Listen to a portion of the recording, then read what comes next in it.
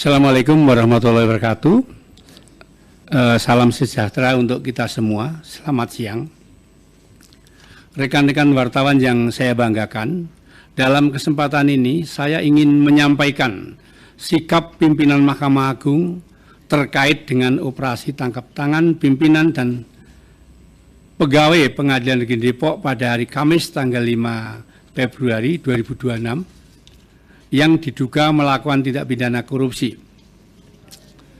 Yang pertama, atas peristiwa tersebut Ketua Mahkamah Agung menyatakan kecewa dan sangat menyesal peristiwa yang telah mencederai keluhuran harkat dan martabat hakim, dan perbuatan tersebut juga telah mencoreng kehormatan dan marwah institusi Mahkamah Agung RI.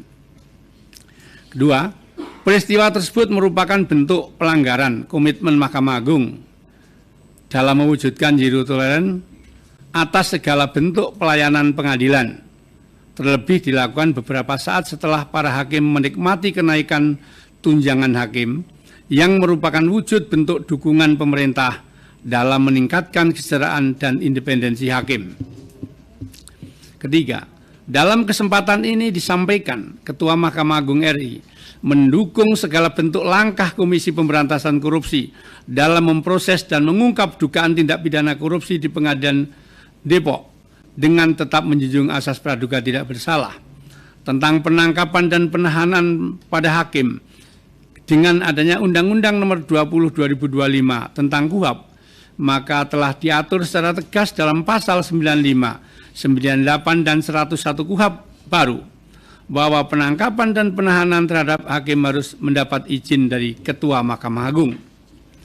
4. Walaupun terdapat ketentuan yang mensyaratkan izin Ketua Mahkamah Agung dalam penangkapan dan penahanan terhadap hakim, Ketua Mahkamah Agung berkomitmen tidak akan menghalangi dan akan segera mengeluarkan izin penangkapan apabila ada hakim yang melakukan tindak pidana harus dilakukan penangkapan.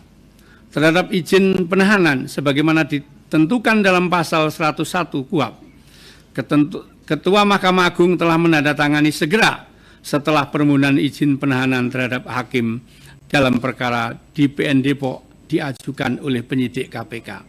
Sebagaimana komitmen menjaga kehormatan dan marwah Mahkamah Agung, maka Mahkamah Agung tidak akan memberikan bantuan kepada yang bersangkutan atau memberi advokasi kepada yang bersangkutan. Kelima, Mahkamah Agung juga mengucapkan terima kasih kepada KPK. Walaupun menyakitkan, namun peristiwa ini membantu mempercepat Mahkamah Agung untuk bersih-bersih terhadap hakim di lingkungan Mahkamah Agung yang masih mau melakukan transaksi kotor. Sehingga diharapkan nantinya benar-benar tersisa hakim yang memiliki komitmen anti-judicial corruption, selalu menjaga integritas, harkat, dan martabat hakim. 6.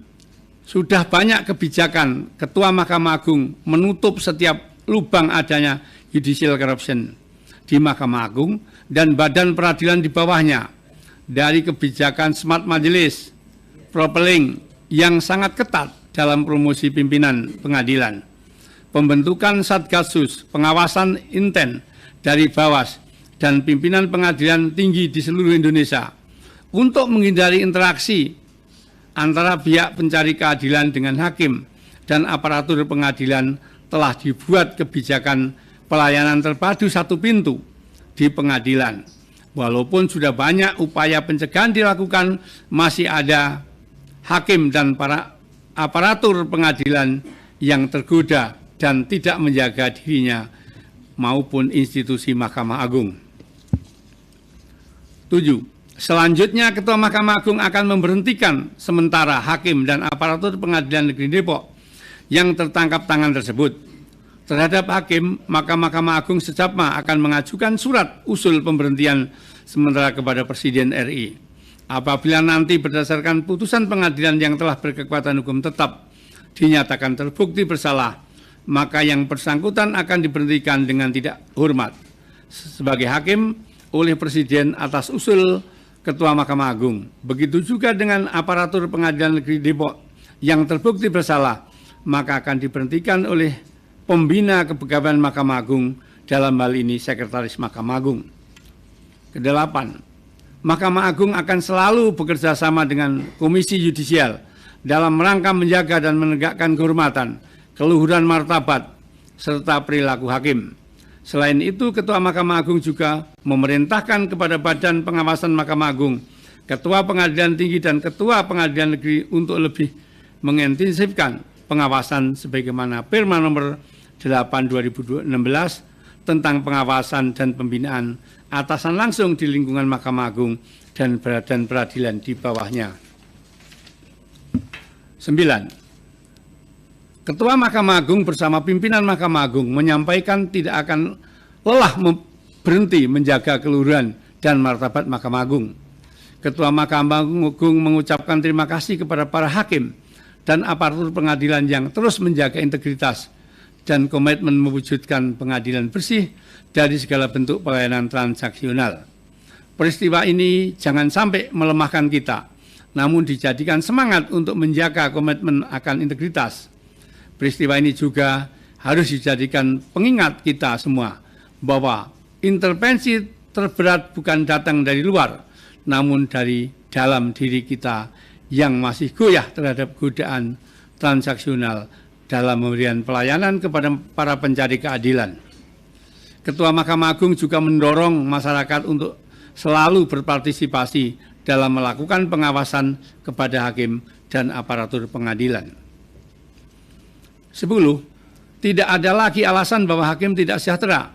Negara telah memperhatikan kesejahteraan hakim lebih dari cukup. Untuk itu integritas hakim akan selalu kita jaga dan akan selalu kita jaga. Perbuatan judicial corruption beberapa hakim merupakan bentuk kekufuran, nikmat, dan bentuk keserakaan yang tidak boleh ada dalam diri seorang hakim dan aparatur pengadilan di Mahkamah Agung. 11. Ketua Mahkamah Agung menyampaikan bahwa tidak ada lagi ruang untuk toleransi dan belas kasih terhadap segala bentuk judicial corruption dan pelanggaran atas integritas hakim terlalu mahal untuk negara dan institusi Mahkamah Agung. Apabila masih melindungi hakim-hakim yang bermain dengan transaksi kotor, Ketua Mahkamah Agung menekankan terhadap seluruh hakim dan aparatur pengadilan yang masih terlibat transaksional atas pelayanan pengadilan. Seberapapun itu nilainya, maka pilihannya hanya dua, yaitu berhenti atau dipenjarakan.